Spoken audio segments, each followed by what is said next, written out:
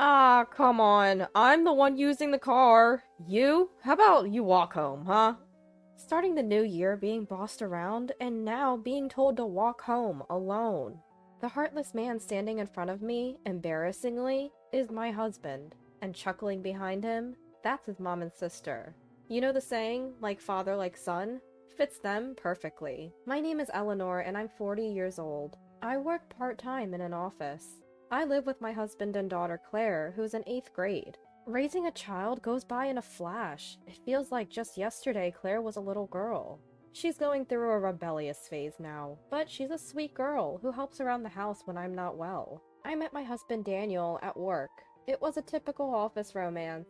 Daniel's not exactly a whiz at his job, but he's calming to be around. Wrapped in his big arms, winters used to feel cozy, but over the years, he's become just plain stifling. The reason being, oh, for heaven's sake, how long have you been doing housework for us? She hit me with the spatula she was holding. Hey, it makes me feel like I'm not joking around. I clenched my teeth and held back. Because the one attacking me is Daniel's mom, my mother-in-law. We've been at odds since we got married. In her traditional family, family gatherings happen frequently for holidays and ceremonies. Each time, mother-in-law would scold me.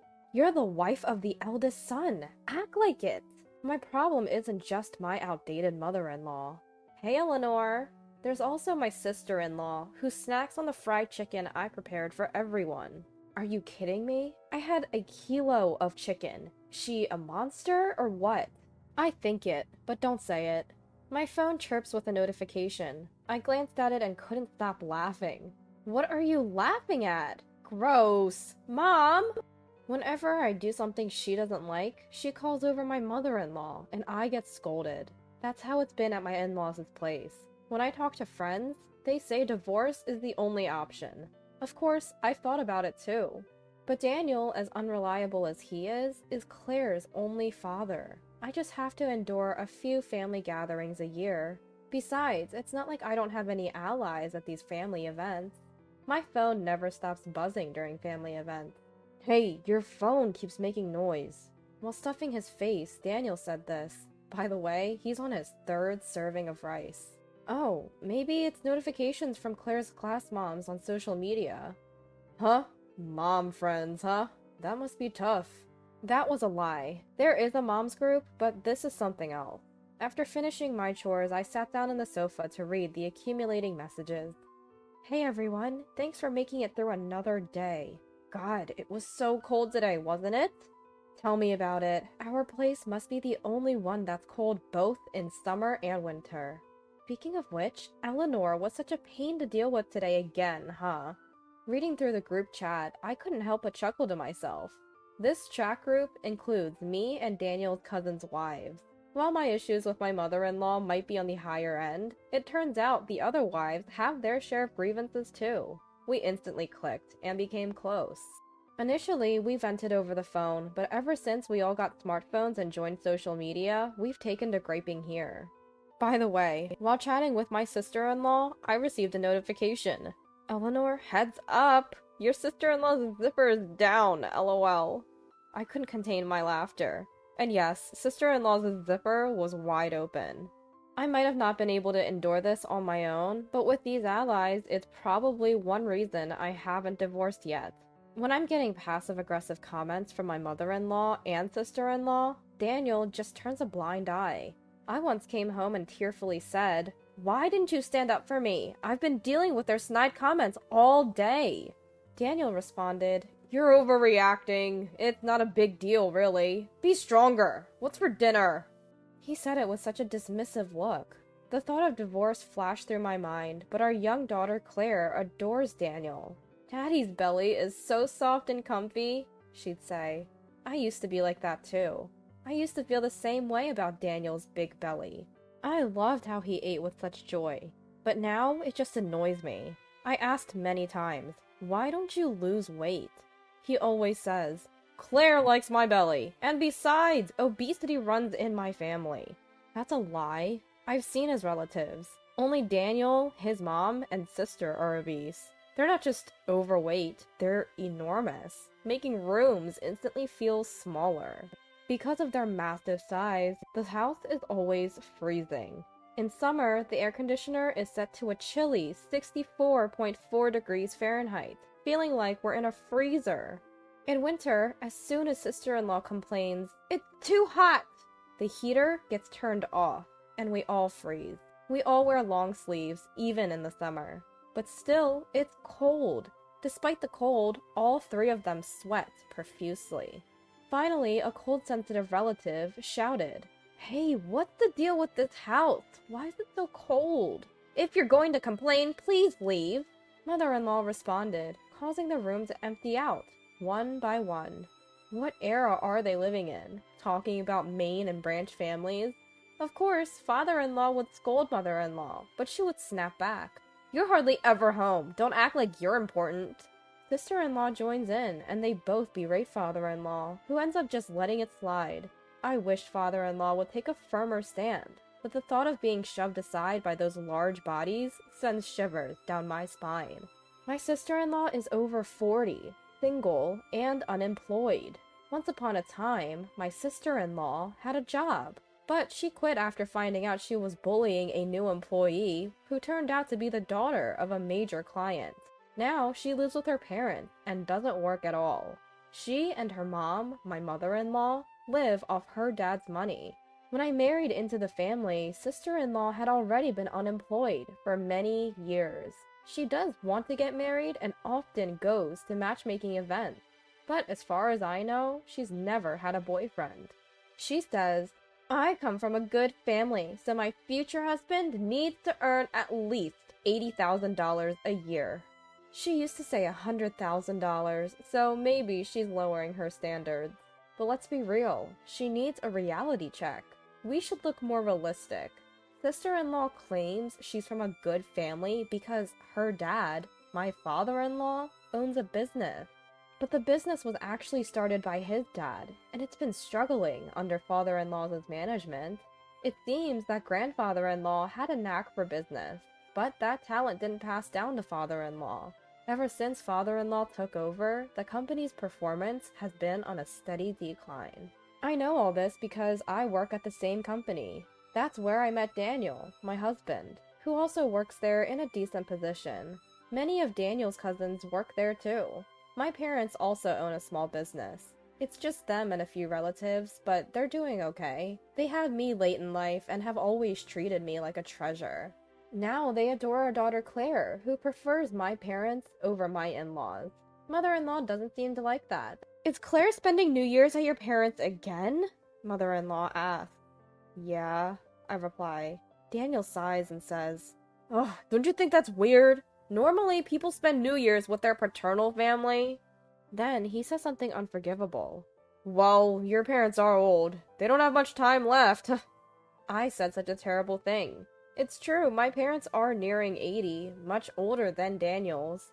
Daniel's parents, who married young, are quite a bit older than him, but they're still spry and sharp as tacks. When I once asked them, "Isn't it time to enjoy your golden years?" "We just want to buy things Claire loves. Seeing you and Claire happy is our joy." Every time I visit home, Mom always gives me some money. Daniel laughed and belittled my precious parents. "What did you just say? Don't you know the difference between what's okay to say and what's not?" When I angrily retorted, Daniel said, Fine, fine. I'm the bad guy, as always. If you're going to be like that, we might as well divorce." Then he stormed out of the house. The nerve of him. He better be prepared. The following year, on New Year's Day, my parents came to pick up Claire. "Take care! See you later!" I said to them. Claire seemed happy to see my parents and said, "I'll let you know how it goes," before leaving. It was refreshing to see Claire smile after a long time of her looking downcast. Even though my parents had come over, Daniel didn't even bother to greet them. What a rude guy. I felt utterly disrespected. After a while, Daniel came out of his room, and we headed to his parents' house. We haven't spoken since that incident. I don't understand why Daniel is mad, but I'm glad we're not talking. Lately, the only thing I've heard from him is, "Seconds, please." When I ignored him, he clicked his tongue and slammed the rice cooker shut. "Stop taking it out on objects," Claire chimed in. "Yes, stop it." Only to be yelled at by Daniel. The atmosphere at home was terrible. As soon as we arrived at his parents' house, his mom, mother-in-law, said, "Oh, Claire is with the other family again this year? What kind of upbringing is that?" Daniel quickly threw me under the bus. "It's Eleanor's poor parenting. Sorry, Mom." "You can tell a lot about a person by their upbringing. Hurry up, we're busy with cleaning and preparing meals." This house felt as cold as ever. Upon entering the living room, I greeted the relatives gathered for the new year. Sister-in-law was there, and as expected, she ignored me. Despite the cold, seeing sister-in-law in a short-sleeved shirt and shorts gave me chills. When Daniel sat down, one of the daughters-in-law said, "Here you go," and carelessly served him tea. Everyone was on my side because Daniel had been discussing all his actions in a group chat. Father-in-law was out, so he wasn't there. "Seriously? We're all gathered here because Charles said he has something to discuss." Mother-in-law was getting impatient. While shivering and eating, a 5-year-old cousin said, "It's cold in here." She turned on the heater. The next moment, sister-in-law yelled, "Don't touch things in other people's homes, you brat!" She snatched the remote from the child and turned off the heater. Naturally, the child was shocked and started crying. "If you're going to cry, why don't you go home?" A grown adult, over 40, said this to a 5-year-old. The relatives were furious. "Apologize to my daughter, you worthless woman! We've been putting up with this for the sake of the family, but this is the last straw. We're never coming back. You and your family can go to hell."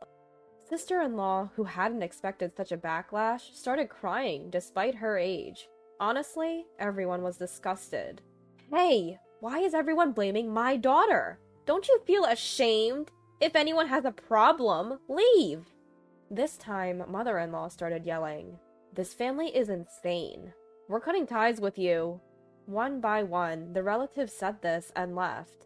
The only ones remaining were Daniel, mother-in-law, sister-in-law, and me. The room felt even colder, with fewer people. As I was shivering from the cold, mother-in-law said, "What are you standing around for? The cleaning and meals are done, so you should leave too." "Excuse me?" "I said, we're spending time as a family, so you should go." Annoyed, mother-in-law told me to leave, so I was happy to oblige. The moment I picked up my car keys, Daniel said, No, I'm using the car. You can walk home." Daniel was unbelievable. He must be trying to annoy me because he doesn't like my recent behavior. They were all watching me, expecting me to cry, with smug smiles on their faces. "Why don't you guys walk for a change?" But with those bodies, that might be impossible. I won't be coming back here either. Goodbye." "What?" I said it with a big smile. Daniel and the others were speechless, their faces turning red. They were always timid around people other than family. I should have done this sooner. I felt lighter, as if I'd grown wings, and even breathing felt easier. As I was about to leave, father-in-law returned with someone. "Oh, Eleanor, where are you going? It's unusually quiet here," father-in-law said, and the person with him greeted me. "Eleanor, long time no see." Saying that, he called out to me refreshingly. It was William, my former brother-in-law, who had recently become the company president. I am not married. He was single and had been working overseas. He looked handsome, much like father-in-law. It had been years since we last met. "William, it's been a while." Mother-in-law told everyone to leave, so they did. She also told me to walk home, so I'm about to do that. I said it matter-of-factly. Upon hearing this, both men looked at Daniel and the others with disgust. "Is this true?" father-in-law asked in a low voice. Mother-in-law tried to defend herself. "Well, everyone was blaming her. Don't you find your daughter cute?" "Cute? This freeloader? She's just getting fatter. Are you all planning to become sumo wrestlers?" I'd never seen father-in-law so angry in the many years I'd been married into this family. I wished he'd scolded these hopeless people sooner. I even felt resentful toward him. Well, it doesn't matter to me anymore. I'm leaving now, and just so you know, I'm divorcing you. Do whatever you want. I glared at Daniel as I said this. He glared back, clearly unhappy. Eleanor, I'll drive you. Get in the car. Father-in-law offered, but I declined. I'm fine. My ride is already here. I opened the front door to find my parents, and Claire, waiting to pick me up. I had decided today to tell Daniel about the divorce, and I had already talked to Claire about it. When I told Claire we were getting a divorce, she hugged me, tears in her eyes, and said, "Really? Living with Dad has been so hard?"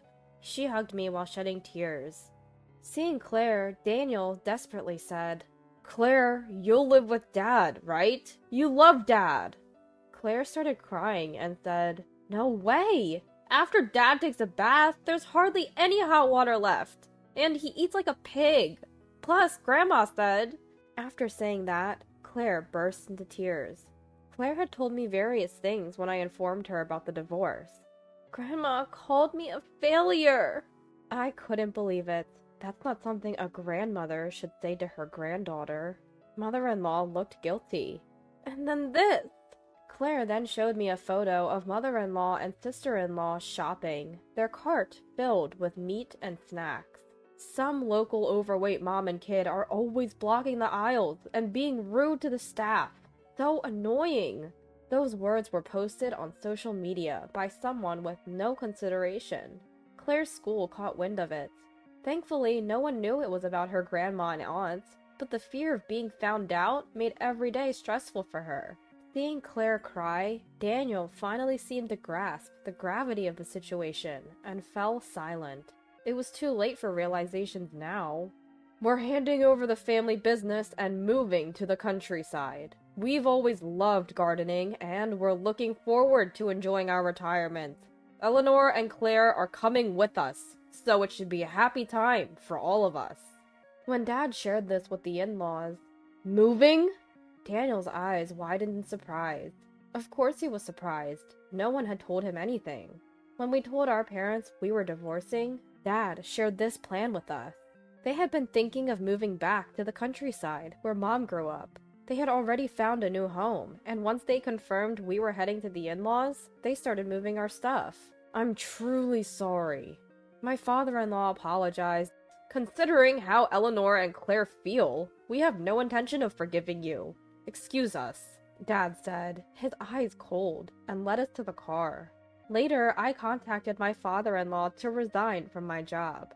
I had already discussed the divorce with a close colleague, so the transition was smooth. My father-in-law kept apologizing over the phone, but I cut him off, saying, "It's fine." I left the social media group with the other daughters-in-law as is. When I announced the finalized divorce, they all congratulated me and thanked me for my hard work over the years.